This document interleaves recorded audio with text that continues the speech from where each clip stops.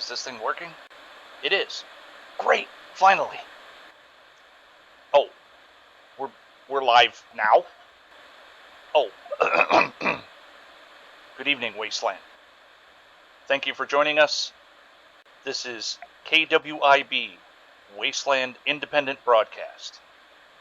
Thank you for joining us for our maiden voyage and the very first episode of our new series, Tales from the Wasteland. Tonight's episode is entitled Cries in the Dark. I'm D. Kaiser, and I'll be your host. As we all know, the Wasteland can be a terrible and terrifying place. More often than not, a keen ear can pick up cries in the night, and a good radio can pick up calls for help.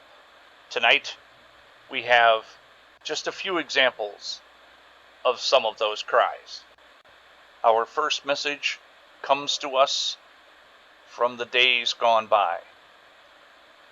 One particular day, that fateful day in October, more than 2 centuries ago, when the world, as our ancestors knew it, changed forever.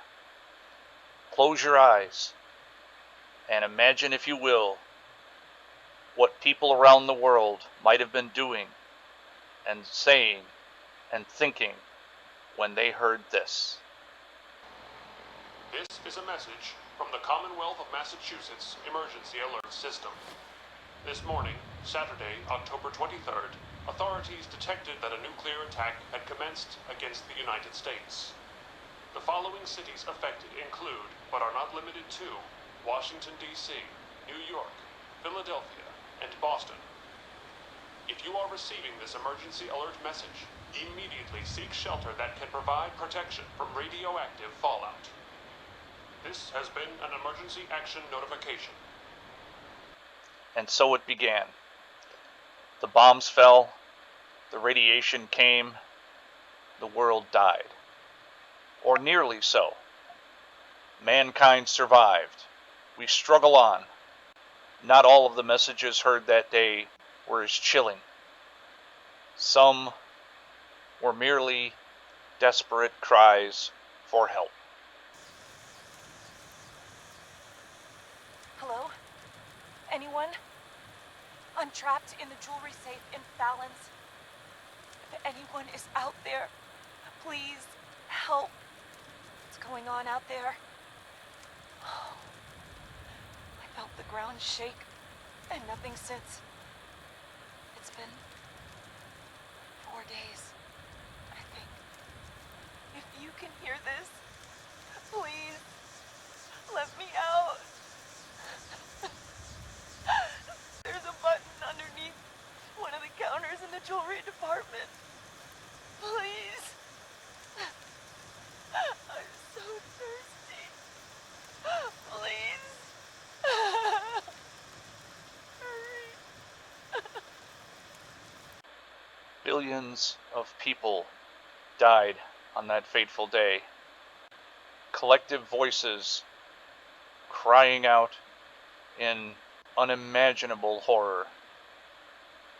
And then all snuffed in an instant. There are those that feel that the ones that died that day were the lucky ones.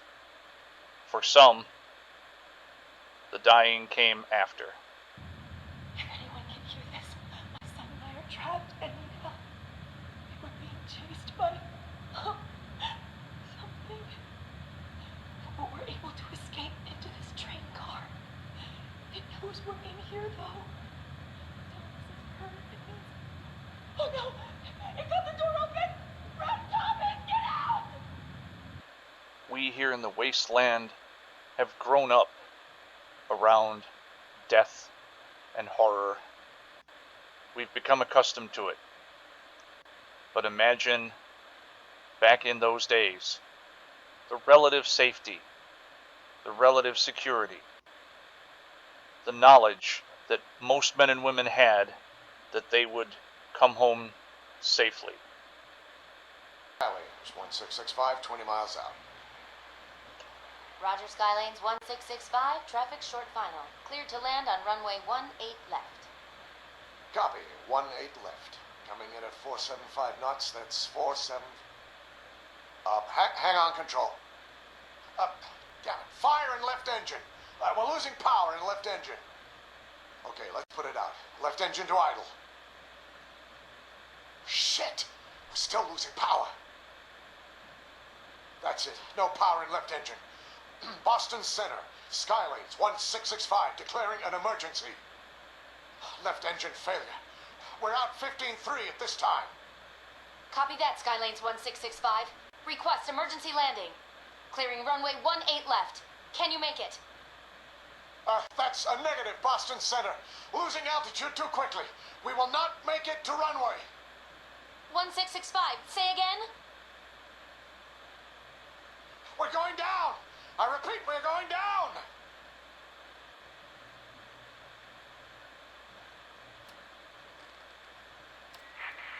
Boston Tower, Skylane 1911. No, over. Damn it. What's going on? Oh, God. Mayday, mayday. Boston Tower, Skylane 1891. Lost engines. We're breaking up. There! Aim for the road! Pull up! Pull up!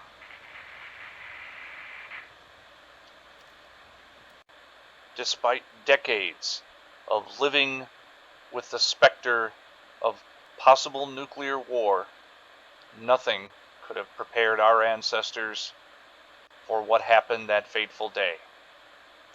And even those that were prepared, or who thought they were prepared, in many cases, their stories were no less tragic. John, anyone out there? My family needs your help. We're trapped in our bunker. Big shots, Sunny John. Check up everybody. The ventilation died around the hatch. Shut tight. Vacuum sealed, please, someone. We're almost out of oxygen. The hatch is tipped trickle. Please stop the generator. Kimmy, stay calm, honey. Breathe slowly. That's it. Sleep. There were many tragedies on that fateful day. A million tragedies, a million stories to tell. Many were fortunate. They were with friends, family, loved ones when the end came. But some of the most tragic tales, perhaps, are the ones of those who suffered and died alone.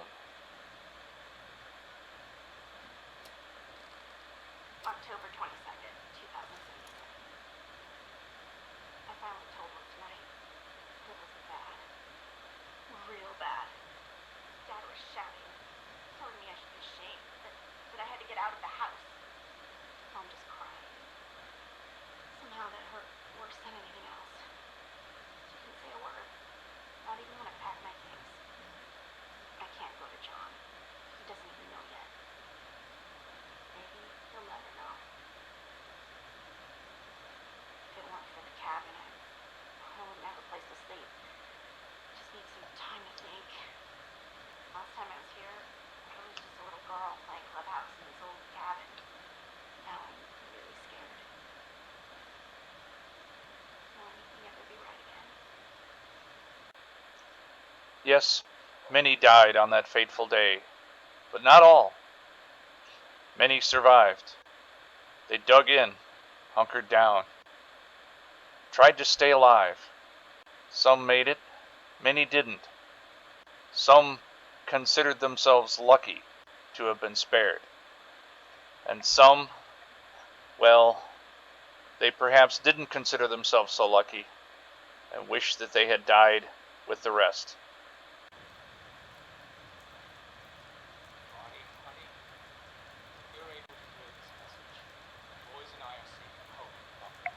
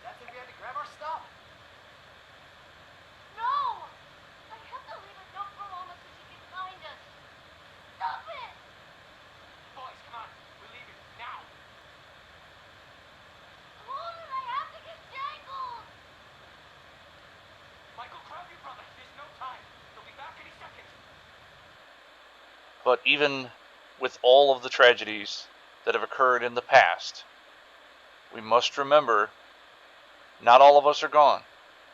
Many of us have lived on, and there are still many tragedies taking place around us every day, right here. Help! Or Mayday, or whatever it is one says on a radio. My name is Rex Goodman. I'm being held prisoner on the top of Trinity Tower. I think the super mutants plan on eating me soon. Sending this to repeat. Oh shit! Gotta sign off. One of the super mutants is coming! But even with all of these sad stories, these sad tales to tell, there are those who bring their own grief down upon them. Some are well-intentioned, and some simply get in a little over their head. Larry, Bucky, if you guys can hear me, stop messing around and come get me. Oh, I'm stuck in some shithole in the middle of the glowing sea. Wish I could give you better directions. Okay, Larry, remember that church steeple sticking out that we spotted a week ago? Go there, turn southwest, and walk into the front. It's hard to spot, and there may be a couple, but I'm in one of them. Radiation hit was way more than I expected. Bring some Rad-X and a bunch of Rat-Away. I don't know how Bucky did it at one time. He must have had a better suit or something. From now on, no one goes into the glowing sea. Bucky's right to stand. I'm too sick to move. So I'm gonna hunker down here until you guys get here. So remember, Wastelanders, keep your ears sharp and your radios tuned for those cries in the dark. Lend assistance when you're able. The staff and I here at KWIB Wasteland Independent Broadcasting would like to thank you for joining us for this, our very first broadcast. Join us next week when we'll be bringing you the next episode of Tales from the Wasteland. I'd also like to thank our primary contributor, the mysterious soul survivor from Vault 111, for donating so much of our material this evening. I'm D. Kaiser. Thank you for listening, and good night.